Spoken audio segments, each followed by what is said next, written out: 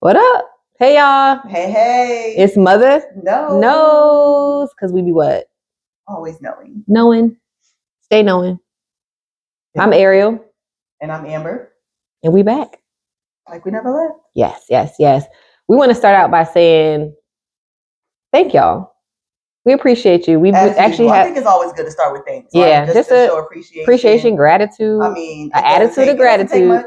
Yeah. I like it. Yeah, but specifically saying thanks because we've had some engagement, we've had some great comments, and I think we want to share a comment to kind of kickstart this next conversation because it was a good comment.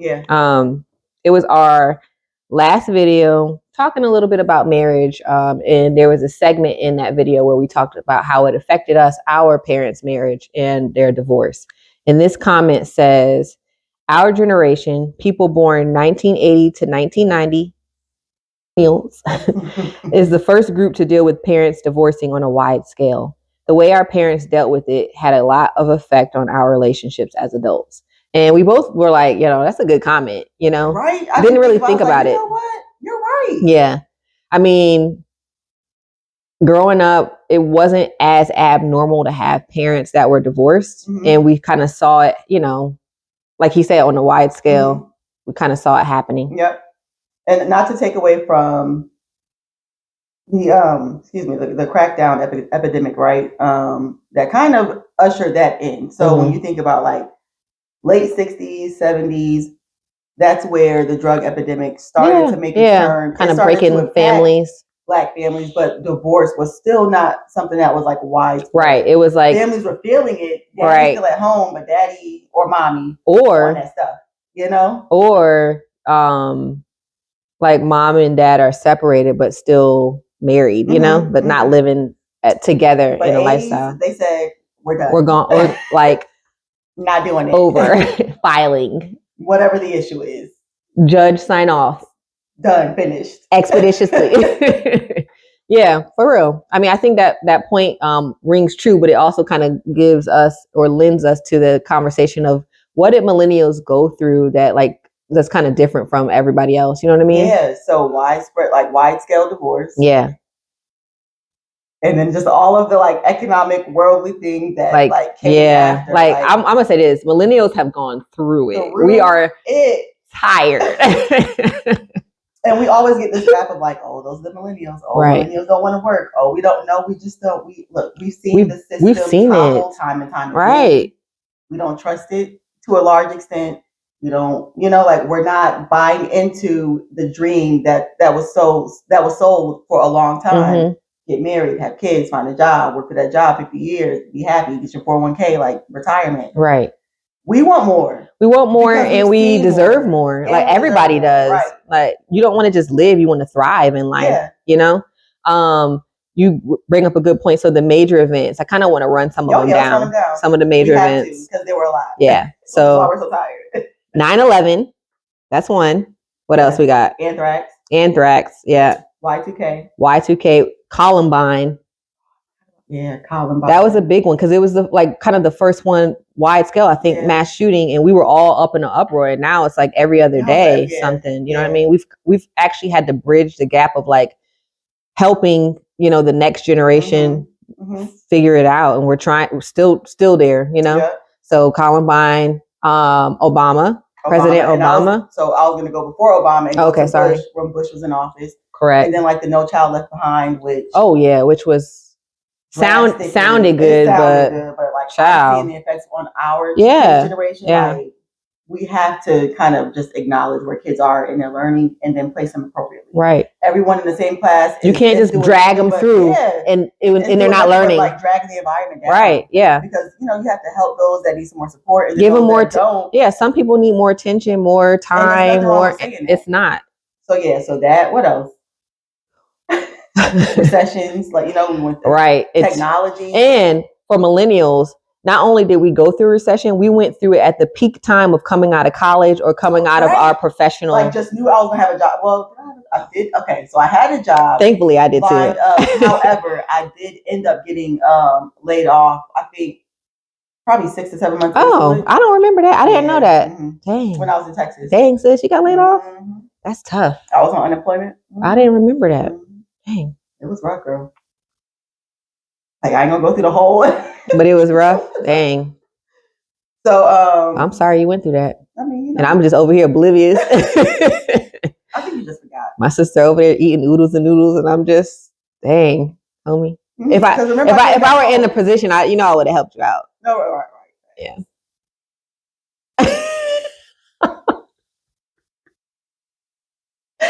Because I was going to say, because I was the one at that time working in Texas. And making my little money, so I was the one that would right, living it up on the weekends. A couple of dollars. Yeah. So when that stopped, I was like, dang. Yeah. And then had to move back home. But anyway, and then technology, right? So, feeling bad for my little 24-year-old. I'm over here like, dang, sis. I was 24. You was going there. Mom, I'm coming back home. All right. And that's a beautiful thing when you can, you have family, you can go back home to. Yeah. But technology, right? So going from like the chunky cell phones, flip phones, even, like the Blackberries, all of that into like the phones we have now. Like the big and not just technology, the internet. The dial-up internet, like all of that. We've seen it all. Yeah. Yeah. Mm-hmm. So the fact that we Katrina, girl, you could keep listing them. We can keep going. The fact that we have Bin Laden. Sorry, I'm done. I'm done. Get her. Iraq. What else, girl? What else? The war. Yeah. So I mean, the fact that we have like higher sights anyway, because we could have just been pulled down into this and be like, girl, it's just another day. Mm-hmm. Like, let me just trudge through it. But we have higher sights for what we want for our lives, for future generations, for the world. And I love that about millennials. Like, we're always pushing the envelope. Like, like on a wide scale, it's not let me buy into this dream and just settle, because I think the dream is shaky right now, especially economically. Like, we just societally, you know what I'm saying? Like, so I think that just is a token of our generation where we just really just push through and just reach for like the highest of heights. Right. This isn't it. Like, we have to go higher. Mm-hmm. And I like that you say that. I'm so tired of seeing the whole like avocado toast. They equate millennials with avocado toast, the easy life. Bread and avocados are these days. Like, but for real, we really have. I think we're hard workers, honestly. Mm-hmm. But like you said, we understand like the cost benefit analysis. Mm-hmm. We're not just going to drudge through for 30 years doing the same thing if it's not fulfilling. Right. You know what I mean? We work hard, but we also are very keen on, is this a passion of mine? Does this like bring me fulfillment, at the end of the day? So I really appreciate that about us. Not only that, but we are really intentional about sowing that seed into the next generation. Mm-hmm. So I know one thing's for sure, you kind of alluded to it, but that the one route of going to college kind of that was fed to us, like education is the fundamental, and it still is important, but at this point, as much as college costs, it's a business decision. And then the job market. Right. It's like, what degree am I coming out with? Can I readily use it when I get out? Exactly. Student loans. Like, will I be able to pay these things back? Is there a job waiting for me to get out of college? Because we all know what they say. Oh, sorry, but you need experience. I'm trying to get it. Hire me so I can get the experience. Right. It's a cyclical thing. Yeah. But I think one of the things that I've always known about our generation is that we are like here to usher in, you know what I'm saying? Like, usher in just a new way of living, a new way of thinking and mindset. When you see like the larger conversations around mental health and self-care and, what is really my purpose here? Yes. It's not just to go to school, get a job and settle. If that is your purpose and dream and if that works for you, fine. But I feel like we have that awareness now inside of us. It's like, no, it's something more. Yeah, I'm digging deeper. God put me here for something asking bigger. The question for myself of why am I here? Right. Instead of going through all of those things molded us for that. Like, it molded us to be like, okay, it might be shaky ground, but we're going to go for it anyway. Right. Mm-hmm. Yeah. And I love too the stat that like African American women are the fastest growing demographic of entrepreneurs. Yeah. And I think the most educated at this point, yeah. So it's a beautiful thing. I think that we are really latching on to, just finding what feeds our soul, what feeds us and what gets us, out of bed at night or in the day, because like I said, I don't know, I can't imagine, how our older generations, and I will say this, I'm appreciative of them for doing it, but I couldn't imagine going to the same job for 30 years. Like the ins and outs of that. Yeah. I couldn't imagine having something for myself. You know, like not having something for yourself? Thank you. I couldn't imagine not having something for myself. So if I'm going to a job, what am I building for my outside of that, right? And my family? Because just depending on, you know, this one thing, this one source, that's not gonna work for me. 7 streams of income. We need it. Right. Passive and I love like millennials, like we think like that. Like, okay, what can I create? I think we just have that mindset. We are creators. We are here to create. So what is it that I'm going to, you know, like individually bring to this world? What is my unique thing that I do that I should share with others? So I also appreciate too that like, and I feel like this is our generation. We're not so keen on like haters. You know what I mean? It's more so like, okay, she's in her lane. And I'm sure there's a little bit of that, but she's in her lane. She's doing her thing. Let me support her over here. But this is my lane and I'm doing this. And even like when it's in the same industry, you know what I'm saying? Like even when it's in the same, we still find ways to celebrate one another. Right. And I think we're seeing that too, like in the music industry. You have a lot of female artists that are collabing, and leaning into that sisterhood and let me lift you up and girl, let's do this music because like with us together, it's really gonna pop. You know? Exactly. Like when we grew up, it was like this side beefing with this side, East Coast versus West Coast. Right. Little Kim have to be versus you know, like you can only have one top dog. So I just love that we understand the collective power. I think that's important. That like you're starting to see more Black, just all around Black, whether you're a celebrity, everyday person, like we're starting to understand that together, collectively, especially our dollar. Right. If we pool our resources, then we will be stronger and we'll like have more momentum too. Yeah. Yeah. So, and I mean, really, that pooling of resources is key. You think about nepotism, and historically it has been, you know, the white community. They pull up, and it's. I saw a conversation of, I think it might have been Kevin on stage, him talking about how he sees his wife had to check him a little bit, but he was like, it's not about race. It's really about like, who do I interact with the most? And I see older white men not really thinking about race, but really who do I interact with the most? And who do I have close proximity to? Oh, I know this person. She does this. So I'm and his wife was a little bit about race too, but you know, let's not let's run down that list. All right. Let's not do that. But it is a lot about like, you know, just really like kind of looking over to your left and your right and seeing who does what and who can I call on. Oh, she's good at this. And I think that our community is starting to get that. It's not about getting a seat at the table and just being there by yourself. It's really opening doors for other people. You know what I mean? It's knocking down the door so that you can bring other people along with you.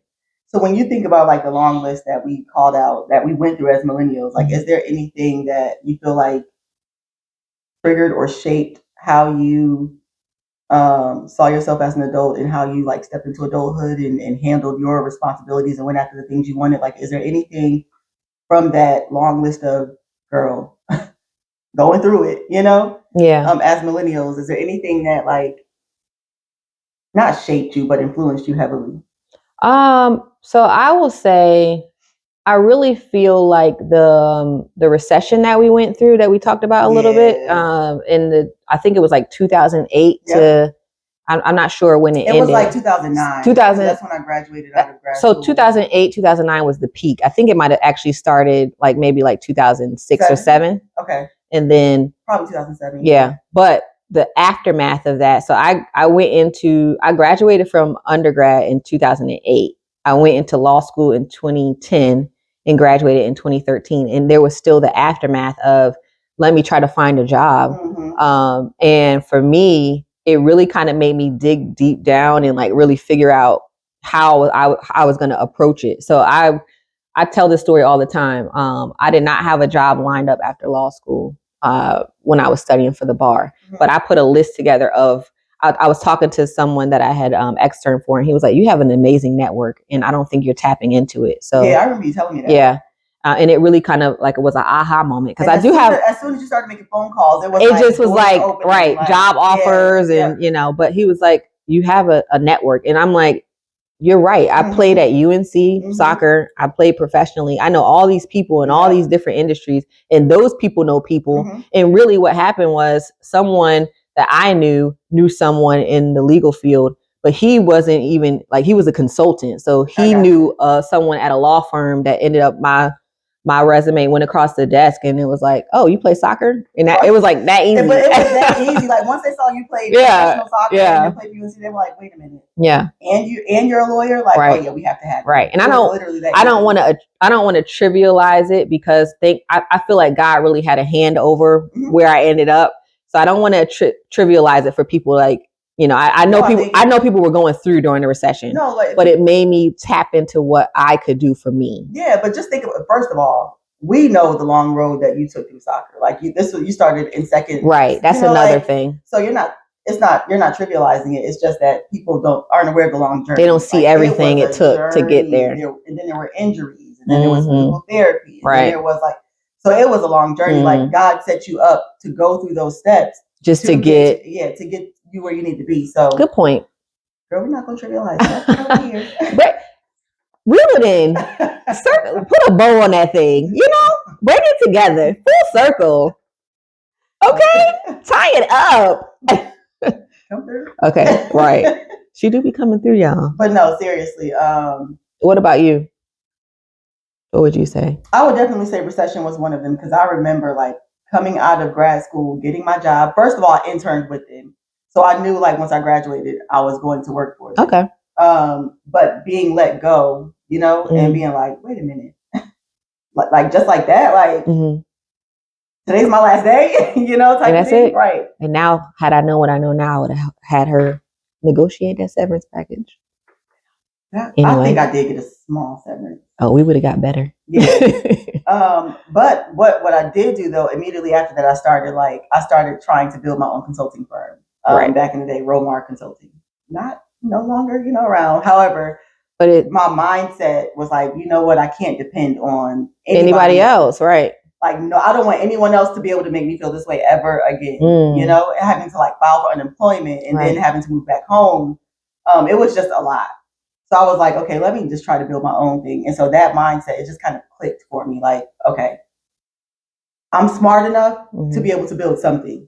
As long as I'm consistent.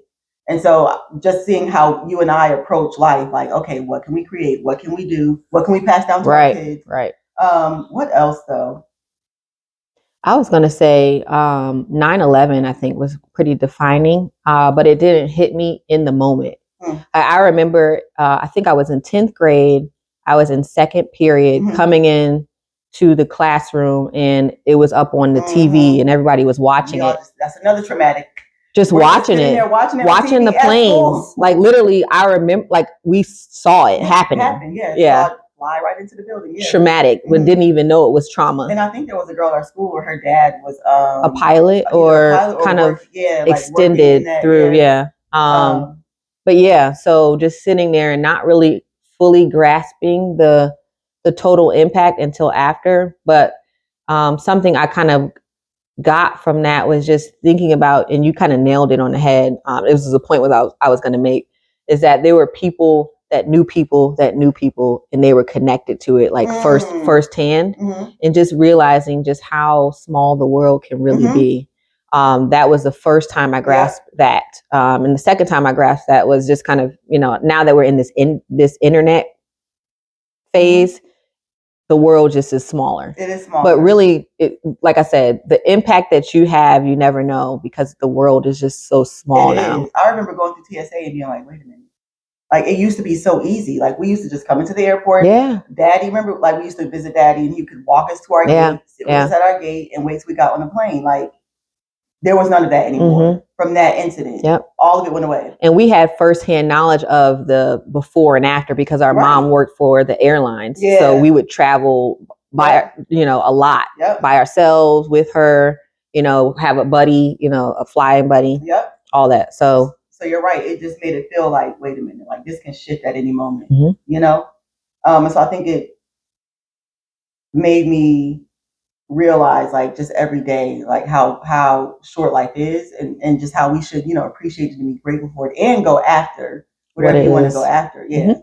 And so how would you like describe millennials, if you were to, because we know we're the avocado toast. I don't even, I guess it means we're privileged in some kind of way. Yeah, we're like entitled. That's the running theme. We're just over it. Right. Over it. I think we have more clarity.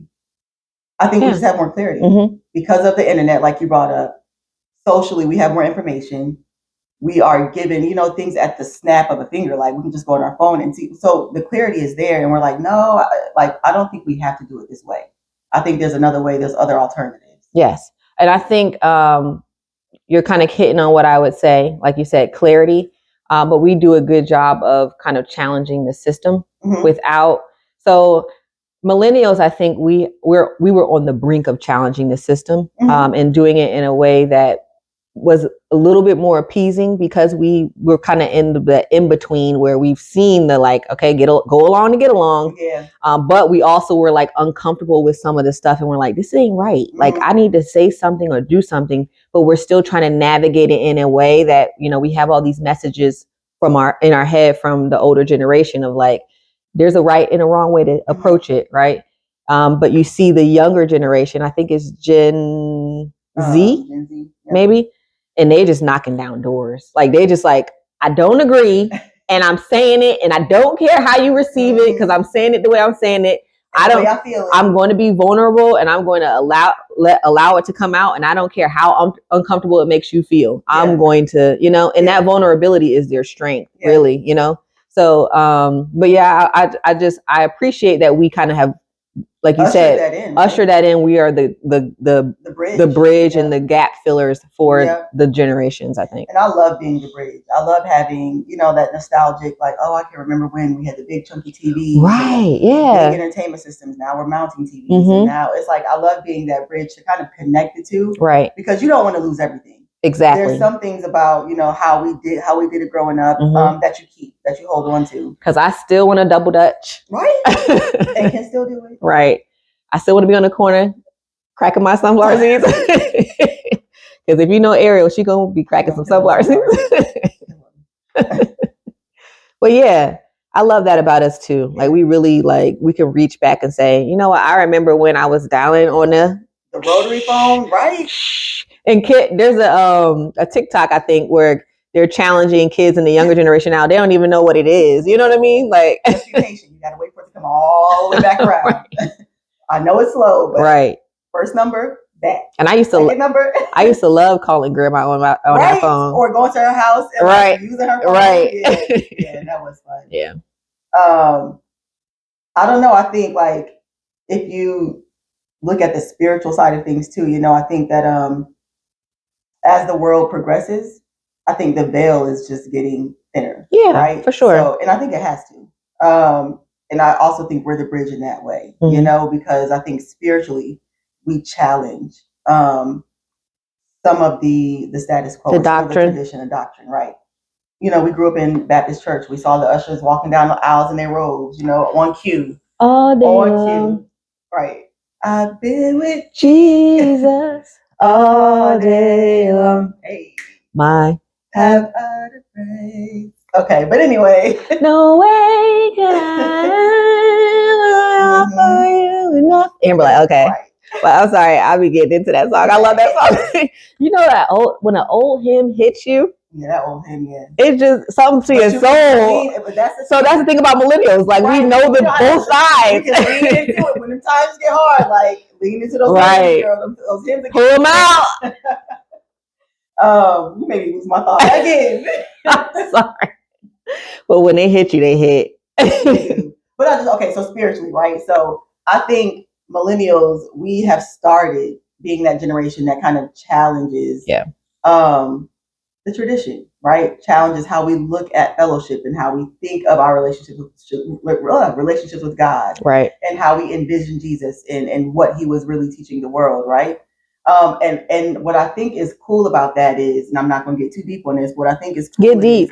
When you think about Jesus, I think a part of the large message about Jesus that is lost is the rebel that he was. Oh yeah, challenge it. Come into this world as a young kid, as a young boy, and look at the Pharisees and say, "No, y'all not right. My Father did not want it this way. Like I'm straight connected to Him. Like He is in me. I am the living vessel." And think about like the rebel, but the unapologetic confidence. Like, I'm who I am, and you're not going to. I am who God told me I am, and you're not going to steer me from that. I don't care what your doctrine or your rituals tell you. Fix this temple because it's not right. And the way he read up in that thing, you know. So like, I feel like we are embodying that to a large extent. It's like, no, the way this temple is set up, it needs to be broken down a little bit because the restart, the refresh, the rebirth needs to happen. Right. How God wants to communicate with us and live through us, like we need to do this in another way. Right. And I don't need your ram offering. I need you. I need a relationship with you. I need you. Right. And I feel like we are unapologetic, like you said, in saying that. Like, let's strip away all the fluff. You know, spiritually, mentally, emotionally, like just worldly, strip it away. Right. And let's simplify it. I don't need your hooping. I don't need your hollering. Just give me the message. I need an A, B, C, a conclusion. I don't need all of that. Yeah. I always tell my husband. In the cup. That's an inside joke.